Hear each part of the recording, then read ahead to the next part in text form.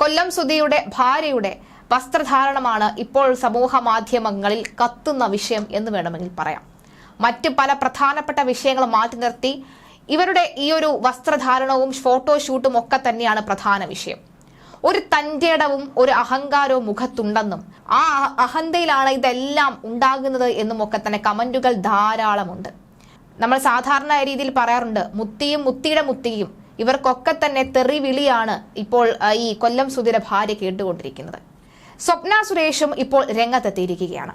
അന്തരിച്ച കലാകാരൻ കൊല്ലം സുധിയുടെ ഭാര്യ രേണുവിനെ വിമർശിച്ച സ്വർണ്ണക്കടത്ത് കേസിലെ പ്രതിയും മുഖ്യമന്ത്രി പിണറായി വിജയന്റെയും വീണ വിജയനുമെതിരെ കൃത്യമായ തെളിവുകളടക്കം വലിയ പോരാട്ടം നടത്തിയ സ്വപ്ന സുരേഷ് രംഗത്ത് വരികയാണ്. രേണു വിഷുവിനോടനുബന്ധിച്ച് നടത്തിയ ഫോട്ടോഷൂട്ടാണ് ഇപ്പോൾ സ്വപ്ന സുരേഷിനെ ചൊടിപ്പിച്ചിരിക്കുന്നത്.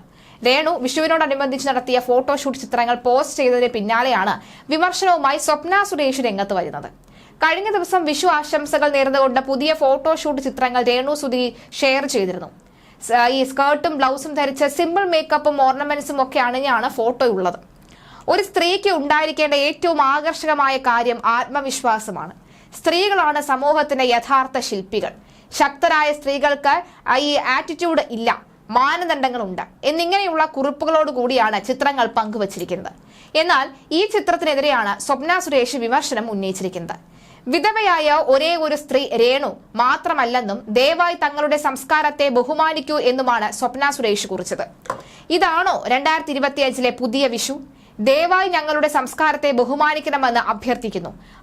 ആൺകുട്ടികൾ പോൺ പറയുന്നു, എന്റെ പൊക്കിൾ കാണിച്ചാൽ അമ്മ എന്നെ കൊല്ലുമെന്ന്. കഷ്ടം. വിധവയോ വിവാഹമോചിതയോ ആയ ഒരേ ഒരു സ്ത്രീ നിങ്ങൾ മാത്രമല്ല. നിങ്ങളുടെ മണ്ടത്തരം വിൽക്കരുത്. ഭഗവാൻ കൃഷ്ണനെ വിചിത്രമായ ചില സൃഷ്ടികൾ കൊണ്ട് മാറ്റി സ്ഥാപിക്കാൻ കഴിയില്ല എന്നാണ് സ്വപ്ന സുരേഷ് ഫേസ്ബുക്കിൽ കുറിച്ചത്. സ്വപ്നയുടെ വാക്കുകൾ ഇതിനോടകം തന്നെ വലിയ ചർച്ചകൾക്ക് തുടക്കമിട്ടിരിക്കുകയാണ്. നിരവധി പേരാണ് അഭിപ്രായ പ്രകടനവുമായി രംഗത്ത് വരുന്നത്. അന്യരുടെ കാര്യത്തിൽ അഭിപ്രായം പറയാനുള്ള അവകാശം ആർക്കുമില്ല എന്നും സ്വപ്ന നാടിന് നല്ല പേര് സമ്പാദിച്ചു കൊടുത്തയാളല്ല എന്നും മനസ്സിലാക്കണമെന്നുമാണ് സ്വപ്ന സുരേഷിന്റെ പോസ്റ്റ് കമന്റായി ചിലർ പറയുന്നത്. സ്വപ്നയുടെ പോസ്റ്റിന് കീഴെ വന്ന ചില കമന്റുകൾ നോക്കാം. ഡിപ്ലോമാറ്റിക് ചാനൽ വഴി സ്വർണം കടത്തലും രാജ്യവിരുദ്ധ പ്രവർത്തനവും ഒക്കെയാണോ ചേച്ചി ഉദ്ദേശിച്ച റെസ്പെക്ട് അവർ കൾച്ചർ? അവർ ഒരു കേസിലും പ്രതിയായിട്ടില്ല. അവർക്കെതിരെ ഒരു അഴിമതി ആരോപണവും ഉണ്ടായിട്ടില്ല. ജീവിക്കാൻ വേണ്ടിയുള്ള വേഷം കെട്ടലാണ്. അവർ ജീവിച്ചോട്ടെ. മൂന്നാംകിട തുണ്ടുപടങ്ങൾ ഇറക്കി ജീവിക്കുന്നവരെക്കാൾ എത്ര ഭേദമാണിത്. ഇവരെ പറ്റി എന്റെ പോസ്റ്റ് ഇട്ട് തള്ളാത്തത്? അത് പണി വാങ്ങിക്കും എന്ന് അറിയാം അല്ലേ? പിന്നെ ആരാണ് ഇതൊക്കെ പറയുന്നത്? വ്യാജ സർട്ടിഫിക്കറ്റ് ഉണ്ടാക്കി ജോലി ചെയ്ത സ്വർണ്ണക്കടത്ത് കേസിൽ കുടുങ്ങിയ നിങ്ങളോ? കഷ്ടം. സ്വന്തം കണ്ണിൽ കോലിട്ട് മറ്റുള്ളവരുടെ കണ്ണിൽ പൊടിയാണ് എന്ന് പറയരുത്. ഏത് കൾച്ചർ? നമ്മുടെ തനതായ സംസ്കാരം അനുസരിച്ചാണെങ്കിൽ ബ്ലൗസ് ഇടാതെ മേൽമുണ്ട് മാത്രം ധരിച്ചു നിൽക്കണം. ബ്ലൗസ് ബ്രിട്ടീഷുകാർ കൊണ്ടുവന്നതാണ്. അങ്ങനെ നിരവധി കമന്റുകളുണ്ട്. എന്തായാലും സ്വപ്ന സുരേഷിന്റെ ഫേസ്ബുക്ക് പോസ്റ്റ് നമുക്ക് നോക്കാം. ഇംഗ്ലീഷിലാണ് പോസ്റ്റ് ചെയ്തിരിക്കുന്നത്. Is this the new 2025 Vishu? Request you to please respect our culture. Boys say so. Mom would kill me if I showed my navel. കഷ്ടം. Please find some other alternatives. You are not the one and only widow or divorce. Don't sell your stupidity. Cannot replace Lord Krishna with some weird creation. അതായത് ഇങ്ങനെയുള്ള ഒരു രൂക്ഷ ഭാഷയിൽ തന്നെയാണ് പറഞ്ഞിരിക്കുന്നത്. Word ആയിട്ടുള്ള ഒരു ക്രിയേഷൻ വഴി നമുക്ക് കൃഷ്ണനെ ഒന്നും മാറ്റി പ്രതിഷ്ഠിക്കാൻ കഴിയില്ല എന്ന് തന്നെയാണ് പറയുന്നത്. എന്തായാലും വലിയ രീതിയിലുള്ള ഒരു വിമർശനം തന്നെയാണ് ഇപ്പോൾ സ്വപ്ന സുരേഷ് ഈ നമ്മുടെ രേണുവിനെതിരെ ഉന്നയിച്ചിരിക്കുന്നത്. സ്വപ്ന സുരേഷ് മാത്രമല്ല, ഈ രേണുവിനെതിരെ നിരവധി ആളുകളാണ് കമന്റ് ആയിട്ട് വരുന്നത്. രേണു ഇതിന് കൃത്യമായ ഭാഷയിൽ മറുപടി പറയുന്നതും കാണാം. അതിന് താഴെയും നിങ്ങളൊക്കെ തന്നെ ഒരു പൊടിക്കടങ്ങ് എന്ന് പറയുന്ന ചില കമന്റുകളുണ്ട്. എന്തായാലും രേണുവിന്റെ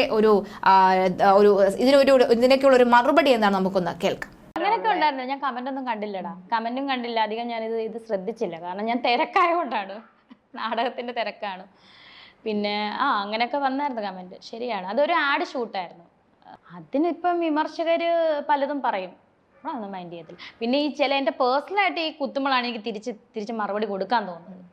ഫോട്ടോ മാറ്റടി, മറ്റവളെ മറിച്ചവളെ പോയി ചാവടി, ശവവേ, നീ ബോഡി ഷേമിങ് നല്ല രീതി കിട്ടുന്നുണ്ട്. നല്ല രീതി ഹാൻഡ്സ് എടുത്ത് വെച്ചിട്ടും പറയടിയെന്ന്. ഹാൻഡ്സ് അല്ലടാ കൂളാന്ന് പറയും. അങ്ങനെ കൊടുത്താൽ ഇവന്മാർക്കൊക്കെ ഏക്കത്തുള്ളൂ. കാരണം നമ്മൾ മാക്സിമം നമ്മൾ ക്ഷമിച്ചതിൻ്റെ നെല്ലിപ്പല കണ്ട്. എൻ്റെ പല്ലിന് കുറച്ച് ട്രീറ്റ്മെൻറ്റ് നടന്നുകൊണ്ടിരിക്കുമായിരുന്നു. അപ്പോഴാണ് സുധിച്ചേട്ടൻ മരണപ്പെട്ടത്.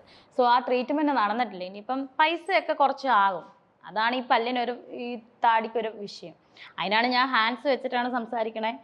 അവളെ കണ്ടാച്ചാൽ മതി എലിയ പല്ലിയ ആയിക്കോട്ടെ, ആണ്, അതൊക്കെ ജീവികളല്ലേ. ഞാൻ അതിനകത്തൊന്ന് ട്രാൻസ്ജെൻഡർ ആണ്. എനിക്ക് അവരെ ആ സമൂഹത്തെ എനിക്ക് ബഹുമാനമുണ്ട്, എനിക്ക് ഇഷ്ടമാണ്. അവരും മനുഷ്യരാണ്.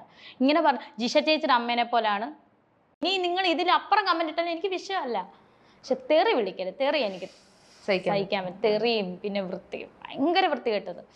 എനിക്ക് തോന്നുന്നു ദാസേട്ടൻ അതിനകത്ത് ശരിക്കും ഞാൻ കേട്ടത് അത് ഇവിടെ പോലും പറയാൻ പറ്റാത്ത അശ്ലീലമാണ് പറഞ്ഞേക്കുന്നത്. ഇവർക്കൊക്കെ വല്ല അറിഞ്ഞിട്ടാണോ? അവനെ ഇനി അടിച്ചിറക്കൂ എന്നൊക്കെ.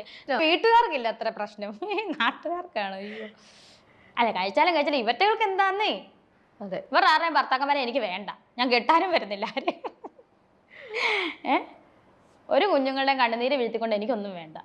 അല്ലെ ഒരു ഭാര്യമാരുടെയും കണ്ണുനീര് വീഴ്ത്തിക്കൊണ്ട് എനിക്കൊന്നും വേണ്ട. ഞാനിട്ട് അങ്ങനെ ഉള്ള ആളുമല്ല. പിന്നെ എന്തിനാന്ന് ഇവര് ഇങ്ങനെ ടെൻഷൻ അടിക്കുന്നത്? കൂടത്തേ ഉള്ളടാ, എനിക്ക് കൂടത്തേ ഉള്ളൂ. എനിക്ക് നേരെ തിരിച്ചാണ്, എനിക്ക് കൂടത്തേ ഉള്ളൂ. അന്ന് അഭിനയിച്ച് കാണിച്ചിട്ടേ ഉള്ളൂ. ഓരോ ബോഡി ഷേമിങ്ങും എനിക്ക് അടുത്ത റീല് ചെയ്യാനുള്ള കരുത്താണ്. അപ്പൊ റീല് വരും. നിങ്ങൾ എപ്പോ ബോഡി ഷേമിങ് നിർത്തുന്നു അപ്പൊ ഞാൻ ആലോചിക്കട്ടെ റീല് നിർത്തണോ വേണ്ടയോന്ന്. എനിക്കൊരു വിചാരമില്ല. ഞാൻ ശിശുവാണ് അഭിനയത്തിൽ. ഞാൻ അഭിനയിച്ച് തുടങ്ങുന്നതേ ഉള്ളൂ. എനിക്ക് അങ്ങനെ ഒരു വിചാരം ഞാൻ വലിയ സംഭവമാണ്. എനിക്ക് ഇന്ന് വരെ ഒരു സ്ഥലത്ത് ഞാൻ പറഞ്ഞിട്ടില്ല ഞാൻ വലിയ സംഭവമാണ്. ഞാൻ ഒരിക്കലും അങ്ങനെ പറയത്തുമില്ല. പറഞ്ഞിട്ടില്ല, ഞാൻ ആരോടും പറഞ്ഞിട്ടില്ല ഞാൻ വലിയ സംഭവമാണ്. ഇതേ ഓടി വാ, എൻ്റെ തല എൻ്റെ ഇവിടെ, ഞാൻ ഇന്ന് വരെ എങ്ങും പറഞ്ഞിട്ടില്ല. പിന്നെ എന്താണ് ഇവർ ഇതൊക്കെ പറയുന്നത് എനിക്കറിയത്തില്ല. ഞാൻ ഒരു സംഭവമല്ല, ഞാൻ ഒന്നുമല്ല. ഒരു പെണ്ണ് അവളുടെ ശരീരം എവിടം വരെ കാണിക്കണമെന്ന് അവൾ തന്നെയാണ് തീരുമാനിക്കുന്നത്. രേണു സുധിക്കും അതുപോലെ തന്നെ ഈ നാട്ടിലെ മറ്റ് പ്രധാനപ്പെട്ട നടീനടന്മാർക്കും ഒക്കെ തന്നെ ഇത് തന്നെയാണ്, ഒരേ നിയമം തന്നെയാണ്. പിന്നീട് എന്തുകൊണ്ട് രേണു സുധിക്ക് മാത്രം ഇത്ര വലിയ കാര്യമെന്ന് ചോദിക്കുമ്പോൾ പലർക്കും പല അഭിപ്രായമാണ് ഉള്ളത്. രേണുവിന് അല്ലെങ്കിൽ രേണു ഒരു വിധവയാണ്, അതുകൊണ്ട് രേണു ഇങ്ങനെ മാത്രമേ നടക്കാൻ പാടുള്ളൂ. രേണു കലാഭവൻ മണിയുടെ ഭാര്യയും മക്കളെയും കണ്ട് പഠിക്കുക എന്നൊക്കെ തന്നെ പലരും പറയുന്നുണ്ട്. സാമ്പത്തികപരമായി എന്നെ സഹായിക്കുന്നതും എനിക്ക് ഭക്ഷണം തരുന്നതും ഒക്കെ തന്നെ ഈ കമന്റ് ഇടുന്ന ആളുകളല്ല. നെഗറ്റീവ് കമന്റുകൾ എന്നെ കൂടുതൽ ഊർജ്ജസ്വലയാക്കുകയാണ് എന്നൊക്കെ തന്നെയാണ് രേണു സുധി പറയുന്നത്. എന്തായാലും കുറച്ചു നാളത്തേക്ക് നമ്മുടെ സോഷ്യൽ മീഡിയ കത്തിക്കുന്ന ഒരു പ്രധാന താരമായി രേണു സുധി മാറിയിട്ടുണ്ട് എന്ന കാര്യത്തിൽ സംശയമില്ല. മറ്റ് പണികളൊന്നും ഇല്ലാത്ത ചിലർ ഇവരുടെ പുറകെ പോവുക തന്നെ ചെയ്യും. മറ്റു ചിലർ ഇവരെ വിമർശിച്ചുകൊണ്ടിരിക്കും, മറ്റു ചിലർ അല്ലാതെയും. വിമർശിക്കുന്നവർക്ക് ഒരു വില പോലും കൊടുക്കാതെ ഇവർ മുന്നോട്ട് തന്നെ പോയിക്കൊണ്ടിരിക്കും. അത് അങ്ങനെ തന്നെ പോട്ടെ. ഇനി രേണു സുധിക്ക് തന്നെ തീരുമാനിക്കാം നമ്മുടെ സമൂഹത്തിൽ എങ്ങനെ ജീവിക്കണം ജീവിക്കേണ്ട എന്നുള്ളത്.